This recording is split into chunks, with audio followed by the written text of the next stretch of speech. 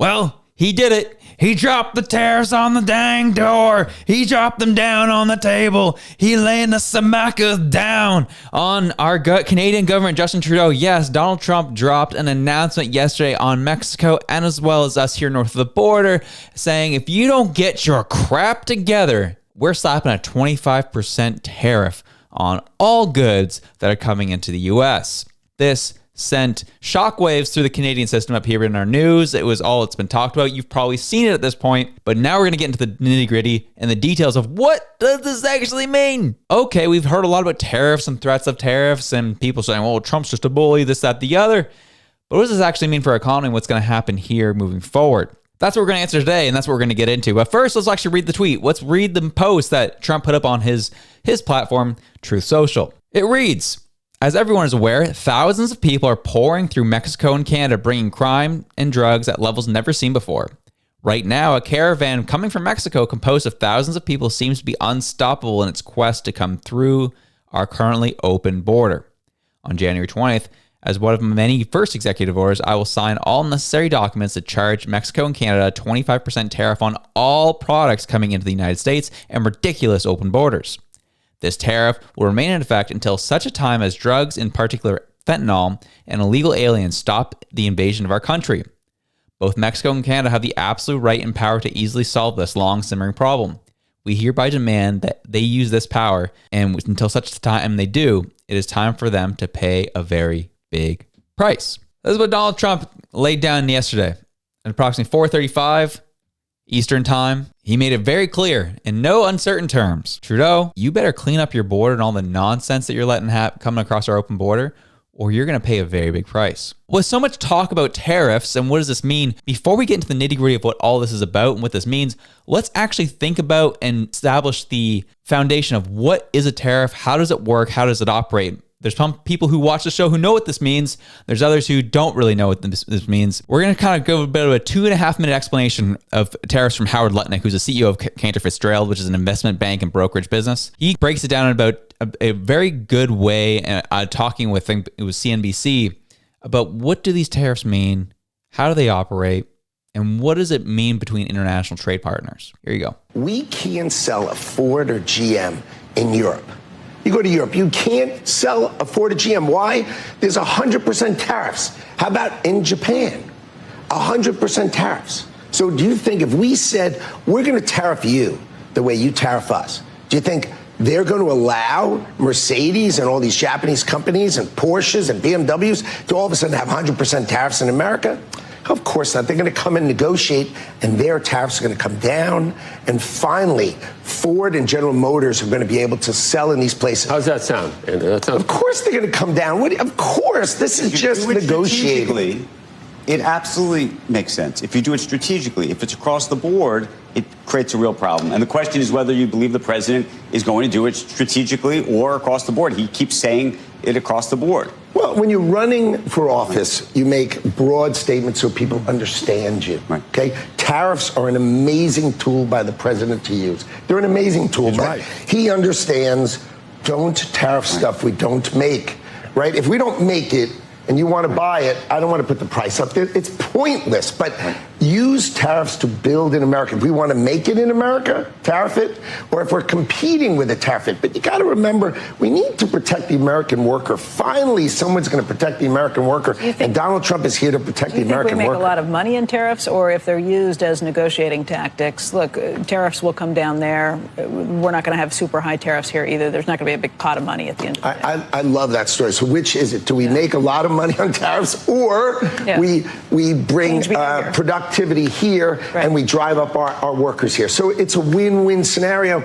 I like both of them. I think what's going to happen is we'll make a bunch of money on the tariffs, but mostly everybody else is going to negotiate with us, and we will be more fair. In 1948, right, we came up with something called the Marshall Plan, right? The world, Germany and Japan were destroyed after World War II, and we wanted to export our economy to them. So we made a rule. They could tariff us, and we won't tariff them. So they can rebuild. This is the best explanation I've heard of. So they can rebuild their economy. We rebuilt their economy using something called the Marshall Plan. Yeah. Our economy is so awesome that we'll use it to help you rebuild. When should that have ended? What do you think, 1980? Right? 1985? I mean, why 40 years are Japan and Germany and all of Europe still tariffing the heck out of our auto industry, tariffing the heck out of our furniture industry? There you go. Do you realize all your furniture you're buying that's made foreign? It seems crazy. Why? It's because they tariff us and we don't tariff them. It's so obvious. I'm with it. Tariffs are there to encourage negotiation, promote fair trade, and as well as protect your domestic workers. That's typically how tariffs are the reason, or typically the reason you should be using them. Trump is using this mainly as a tool to get what he wants: a secure border on the north and the south of America. We don't want drugs and illegal aliens, in his words, to be coming across the border. And we want this to be shut down, closed off, and we want our border and our country to be secure. And we need help from our northern and southern neighbors to be able to make this happen. So naturally, when this announcement comes down the pipe, the freak out here in Canada started. And a lot of the conversations are like, okay, what's this going to happen? What does this do to Canada's economy? What do we do in response to it? What are the long-term, what are the short-term effects of this type of scenario? What are the issues? And some economists are saying this could literally put Canada in, it's already teetering. Obviously, our economy is teetering as it is because obviously the mismanagement of our government. This could push us over the edge, that some economists are saying, into a depression. Not a recession, into a depression. This is a huge problem that we need to be addressed and we need to be taken seriously. The Canadian Chamber of Commerce report is suggesting that even a 10% tariff could take a 30 billion bite of the Canadian economy. That's just 10%. Well, tariffs typically impact especially those who are on the receiving end of such an aggressive policy. Is we just don't export as much to the United States. We don't export as much to our partners, meaning we will have to see layoffs in the auto industry. We see layoffs in oil and gas because these are some of our big exports to the United States. We start seeing layoffs in some of our core sectors because of tariffs like this, because not as much is being bought from the United States. So that is the concern, the immediate concern people are feeling. Even the premiers of Alberta and Ontario came forward to express their concern about all this. Danielle Smith says, the incoming U.S. Donald Trump administration has valid concerns related to illegal activities at our shared border. We are calling on the federal government to work with the incoming administration to resolve these issues immediately, thereby avoiding any unnecessary tariffs on Canadian exports to the U.S. Fortunately, the vast majority of Alberta's energy exports to the U.S. are delivered through secure and safe pipelines, which do not in any way contribute to these illegal activities at the border. As the largest exporter of oil and gas to the U.S., we look forward to working with the new administration to strengthen the energy security for both the U.S. and Canada. And obviously, this is Danielle Smith trying to play nice, trying to like, hey, Trudeau, wake up a little bit. This could really wreck us in Alberta if this doesn't get worked out expeditiously. And Ford, in the very similar vein, had something very similar to say. He says a 25% tariff would be devastating to workers and jobs in both Canada and the U.S.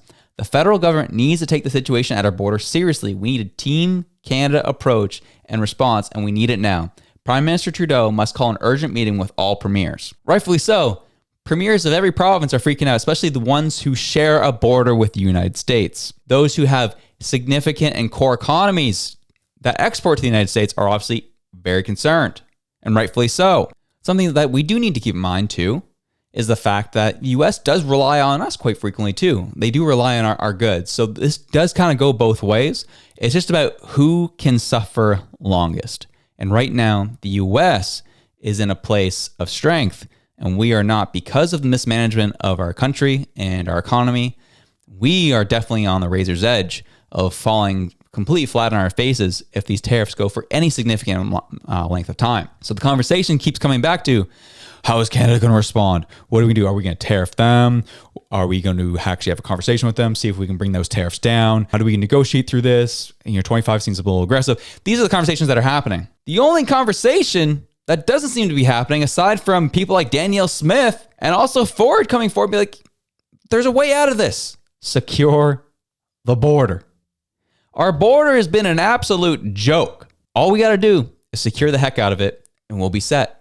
We'll be okay. Pretty simple. The problem is, I don't think Trudeau wants to do that. The conversation about this Trudeau government over the past, especially the past 4 or 5 years, has been, are we attributing malice or is it incompetence on this government's part? Are they purposely trying to ruin us? Are they purposely just trying to screw everything over in this country? Or are they just absolutely moronic and have no idea what they're doing? I'll let the debate be up to the viewers on that one. We don't know. All I can see is the actions based on what's happening. These people don't know what they're doing. When you have the deputy minister, Chrystia Freeland, coming out saying, there's not really a recession problem here. We're in a vibe session. Just the vibes are off. That's why no one's spending money.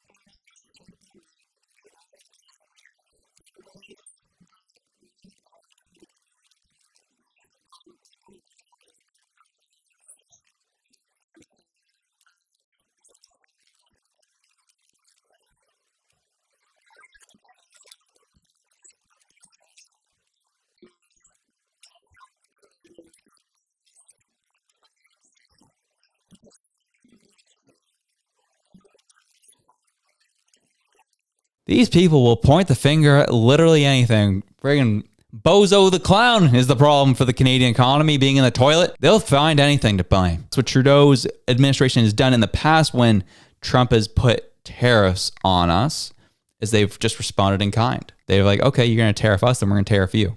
That's typically what they do. The problem is we're not coming to the table in a position of strength on this one. Back when, Trump got into power from 2016 to 2020, we were still pretty fresh off the Harper years. The Canadian economy was in a good spot. So they could be in a position of strength and negotiate tariffs. But now we're not. We are so weak, been run into the gutter, that even the slightest, we could be toast.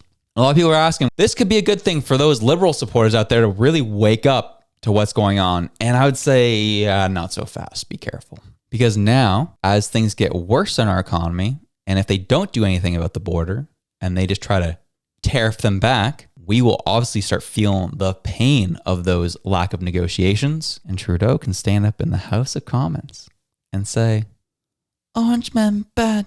He's a bad boy. And that's what will happen. That's what will be the conversation. That's essentially what they've done before Trump got into power, calling the conservatives maple MAGA, maple syrup conservatives. That's what they do. Point the finger at anything else but themselves. So that's what I can see happening, because they are so impetuous and have no idea what they're doing, and as well as gut the Canadian worker class to better themselves, and as well as the rich people behind their party. They'll probably allow us to go on. They will not secure the border. They'll tariff them back, and Canada will be in a tough spot. What tells me this? What gives me this idea? What gives me this feeling? A, because this is what they've done before, and they love repeating the same thing over and over again. But then two, like Mr. Jugmeat saying, Justin Trudeau, you cannot keep your head in the sand. Stand up and fight like hell. Canadian jobs are on the line. The response is fight like hell. And I have a feeling that's going to be Justin's response. And people like you and me will be caught in the crossfire. So I hope cool heads prevail. I hope common sense prevails in this, even though I don't have a whole lot of hope for it, but I hope for it. And that our border will be secured, which Canadians want. Everyone wants this, aside from the people who are in power. Everyone wants the border to be secured. It's a pretty simple approach. Avoid tariffs by securing the border. Ta-da. That'd be nice, wouldn't it? Well, that's our show. We look forward to seeing you tonight live at 7 p.m. Eastern Time as we cover the Nova Scotia election and other issues happening here in the country. And I'll be having Reg sitting here right with me as we discuss those things. Have yourself a great day. I love you. I'm out.